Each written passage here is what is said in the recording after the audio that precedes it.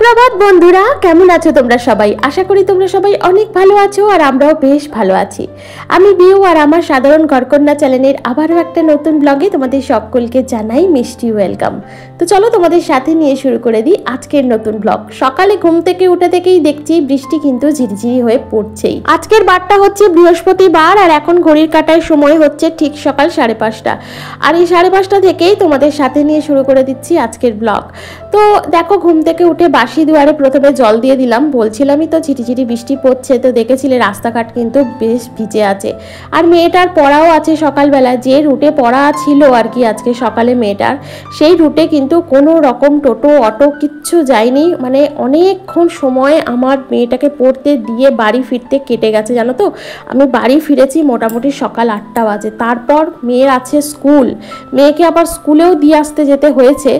তো এত পরিমাণে তাড়াতাড়ি করে সমস্ত কাজ কমপ্লিট করেছি। বাড়ি এসে যা হোক করে চাটা খেয়ে নিয়েই কিন্তু একদম লেগে পড়েছিলাম ঘরের বিছানা টিছানা যে কাজগুলো থাকে আর কি, দুটো ঘরের বিছানাপত্র গুছিয়ে নিয়ে, তারপর বাসি ঘরদোরটা ঝাড় দিয়ে নিয়ে মোছামুছি করা, এই কাজগুলো কিন্তু থাকেই প্রত্যেক দিন। দেখবে এই ঘরের কাজগুলো না করে আমি কিন্তু রান্না বসাতে একদমই পারি না, আমার একদমই মন আসে না। আগে ঘরের সমস্ত কাজ কমপ্লিট করে নিয়ে তারপর কিন্তু রান্না বসাই। যাই হোক, এদিকে থাকো, যে জানলাটা খুলেছি ছোটদির সাথে দেখা হলো আর ছোটদির সাথে একটু কথাও হলো। এদিকে কিন্তু আমার মাথায় চিন্তা আছে, মেয়েটার জন্য আবার ভাত বসাতে হবে। জানি না ভাত তো বসাবো, খাবে কি খাবে না জানি না, দেখা যাক কি হয়। আর হচ্ছে তোমার টিফিনটাও করে দিতে হবে। তারপর কিন্তু মেয়েটাকে একটু এগিয়েও দিয়ে আসতে হবে স্কুলের দিকে। তো বাড়ি আসতে এতটা সময় লেগে গেছে, আর ওদিক থেকে আসার সময় কোনো রকম টোটো অটো কিচ্ছু পাইনি। মানে মনে করো 2 কিলোমিটারের কাছাকাছি রাস্তা, মানে হেঁটে যাওয়া হেঁটে আসা, এটাই মানে করতে করতে কেটে গেছে। এদিকে বাড়ি এসে অফ ক্যামেরায় ঘর তোর মোছামুছি সমস্তটা করে নিয়ে মেয়ে তো বাড়ি এসে বললা যে আমি ভাত খাবো না, সে কারণে ওকে একটু ছাতুর শরবত গুলে দিয়েছিলাম খেয়ে স্কুলে যাবে বলে। আর এদিকে দেখেছো তো চাউমিন করে দিয়েছিলাম, তো এই খেয়েই মেয়ে আজকে স্কুলে গেছে। আর সত্যি কথা বলতে ঘুম থেকে ওঠার পর বললাম না শরীরটা একদমই অসুস্থ লাগছিল, মাথাটা তো একদম ধরে আছে। যখন থেকে ঘুম থেকে উঠেছি তখন থেকে মাথাটা প্রচণ্ড পরিমাণে ধরে আছে। আর দেখো এখন মেয়েটা আর কি খেয়ে নিয়ে আর কি ছাতুর শরবতটা খেয়েছিল আর টিফিন দিয়ে স্কুলে পাঠিয়ে দিচ্ছি, কারণ আজকে স্কুল যেতেই হবে। আজকে হচ্ছে মেয়েটার প্র্যাকটিক্যাল, তো এই প্র্যাকটিক্যালের দিনে কিন্তু মানে যতই জল ঝড় হোক না কেন ও স্কুলে যায়। আর আমাদের বাড়ির থেকে না মেন রোডটা অনেকটা দূরে, জানো তো, মানে প্রচণ্ড দূরে বাড়ির থেকে। মেয়েকে স্কুলে ছেড়ে আসার পর বাড়িতে এসে কিন্তু ঝট করে আগে স্নানটা করে নিয়েছিলাম, কারণ ভাবছিলাম মাথায় একটু জল দিলে হয়তো মাথাটা একটু হালকা হবে, একটু ভালো করে আর কি জল টল ঢেলে স্নান করলে হয়তো শরীরের যে দুর্বলতা এটা কিন্তু কেটে যাবে। কিন্তু কিছুই কাটলো না, উল্টে বরং আরও বেড়ে গেল, জানো তো। মাথা যন্ত্রণা, গা হাত পা যন্ত্রণা আরও কিন্তু বেড়ে গেল স্নানের পরে। যাই হোক, এখন কিন্তু ওই ছোটোখাটো যে স্কিন কেয়ারটা থাকে স্নানের পর একটু স্কিন কেয়ার করে নিয়ে চলে গিয়েছিলাম ওপরে পুজোটা করে নিতে।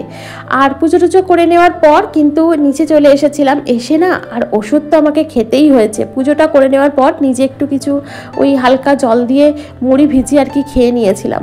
খেয়ে নিয়ে ওষুধ খেতে হয়েছে, একটা প্যারাসিটামল খেতেই হয়েছে।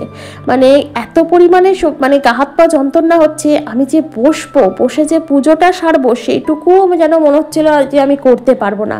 আসলে কাল অমাবস্যা ছিল, অমাবস্যা থাকাকালীন না একটু দেখবে গা হাত পা যন্ত্রণা হয়, একটু গা হাত পা ভারী হয়।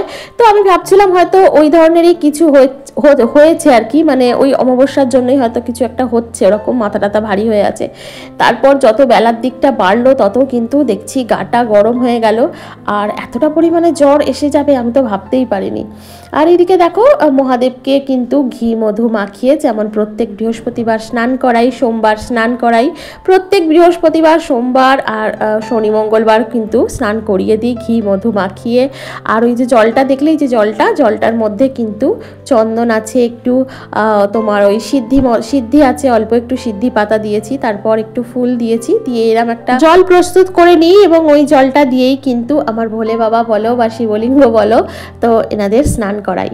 তো এইভাবেই কিন্তু আমি শিবের যে আর কি স্নান পদ্ধতি এটা এইভাবেই কমপ্লিট করি।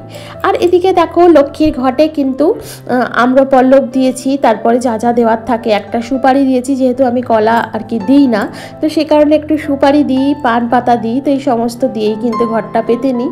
তারপর কিন্তু 3বার ফুল বেলপাতা আর দুর্বা সহযোগে ফুলচন্দন সহযোগে কিন্তু মা লক্ষ্মীর মন্ত্র পড়ে ঘটে পুজো করে নিলাম।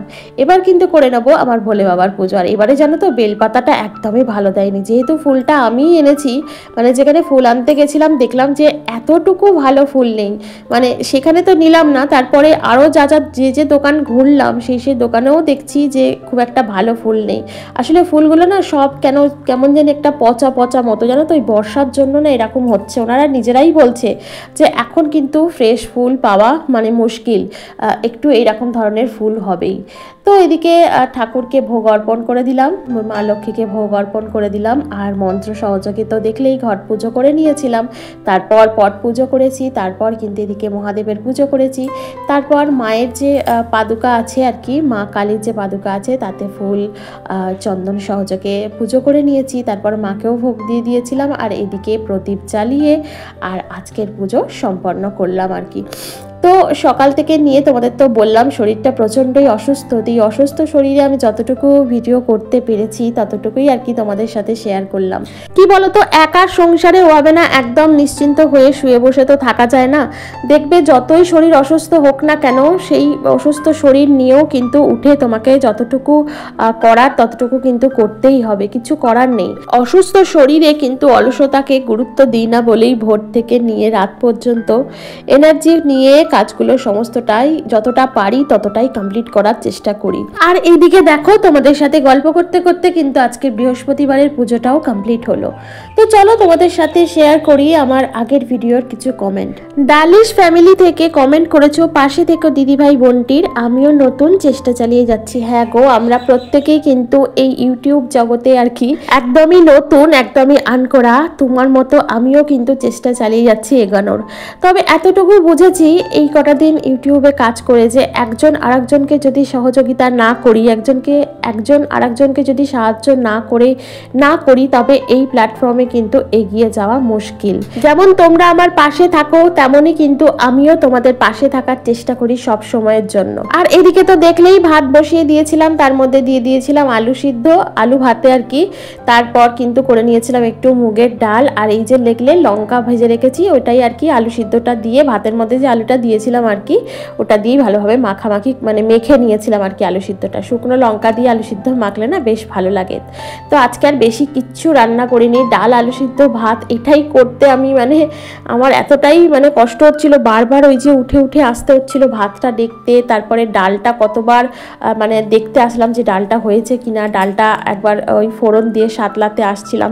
বিশ্বাস করো তারপর না জ্বরটা এত পরিমাণে এসে গিয়েছিল, কি বলতো নিজের শরীর অসুস্থ হলে না ওই থার্মোমিটার দিয়ে বারবার না জ্বর মাপা হয় না, তবে মোটামুটি বেশ ভালোই জ্বর ছিল, না হলে তো ওইভাবে বিছানায় ফেলে দেয় না। যাই হোক, এদিকে ডাল ভাতটা কমপ্লিট হয়ে গেছে, গ্যাসটা তাই জন্য পরিষ্কার পরিচ্ছন্ন করে মুছে নিলাম। আজকে আর চিমনি টিমনি মোছামুছি করিনি, কারণ তেমন কিছু রান্নাই হয়নি সকাল থেকে, শুধু একটু চাউমিন হয়েছিল আর একটু ডাল সিদ্ধ, দেখলে তো ডাল সিদ্ধ করে ডালটা একটু ফোড়ন দিয়ে সাতলে নিয়েছিলাম।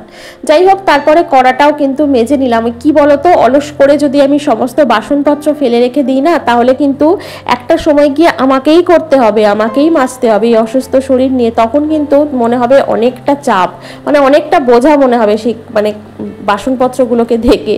তো সেই কারণেই আমি কি করি বলতো, একদম তাড়াতাড়ি করে বাসন একদম জমিয়ে রাখি না, যতই যাই হোক না কেন বাসনপত্র মেজে একদম পরিষ্কার করে রাখার চেষ্টা করি। এদিকে মা ওই দুপুরে খেতে বসার আগে আর কি ডাল আর আলু ভাতে দিয়ে খাওয়া হবে, তো সে কারণে মা কিন্তু একটু ওই ডিম ভাজা করে নিয়েছিল। তো এটাই হচ্ছে আজকের আমাদের দুপুরের লাঞ্চের মেনু। সম্পাস লাইফস্টাইল থেকে কমেন্ট করেছো, খুব ভালো লাগলো, আমাদের গৃহিণীদের কাছে সংসারটাই সব। সত্যি গো, আমাদের গৃহিণীদের কাছে সংসারটাই সব, তাই তো এত শরীর খারাপ সত্ত্বেও উঠে সমস্ত কাজ একটু হলেও করতে হয়। ডালিস ফ্যামিলি থেকে তুমি আরো বলেছো, যেদিনই অলস করে ঘর গোছাই না সেদিনই আত্মীয় আসতো। সত্যি তাই, দেখবে যেদিনকেই ভাববে যে আজকে ভালো লাগছে না, থাক পড়ে থাক সমস্ত কিছু, দেখবে সেদিনকেই কেউ না কেউ এসে হাজির, তখন কিন্তু নিজেই অপ্রস্তুতিতে পড়তে হয় ঘর অগোছালো থাকলে। তো দেখো এদিকে প্রার্থনা শেষে নিচে চলে এসে খেয়ে নিয়েছিলাম গরম চা, মনের বাপিকে দিয়ে দিয়েছিলাম ছানা। যতই শরীর খারাপ হোক না কেন প্রার্থনাটা কিন্তু আমি করি, আর মনের বাপিতে দেখলেই সন্ধে দিয়ে দিয়েছিল আজকে। আর এদিকে রাতের খাবারের জন্য করে নিয়েছিলাম একটু আলুর তরকারি আর করে নেবো একটু রুটি। আর সারাটা সন্ধে কিন্তু আমি উঠতেও পারিনি, জাস্ট শুয়েছিলাম ওষুধ খেয়ে, এতটাই শরীর দুর্বল লাগছিল। আর এদিকে দেখো মেয়ে কিন্তু আজকে নিজে নিজে ডিমের অমলেট করেছে, আর এই যে একটা আম কেটে নিয়েছিলাম, আর এই যে বললাম আলুর তরকারি রুটি, এই হচ্ছে রাতের আজকের আমাদের ডিনার। তো চলো আমরা রাতের ডিনার করতে থাকি আর আজকের ভিডিওটা এখানেই রাখি। অসুস্থ শরীর নিয়ে তোমাদের সাথে যতটা পারলাম ভিডিও শেয়ার করলাম। তো তোমাদের যদি ভিডিওটা কোনোখানে একটুও ভালো লেগে থাকে অবশ্যই একটা লাইক করো, কমেন্ট করো, আমার চ্যানেলটিকে সাবস্ক্রাইব করে আমার পাশে থেকো প্লিজ। দেখা হচ্ছে তোমাদের সাথে পরবর্তী ব্লগে, ততক্ষণ পর্যন্ত অনেক ভালো থেকো। শুভরাত্রি।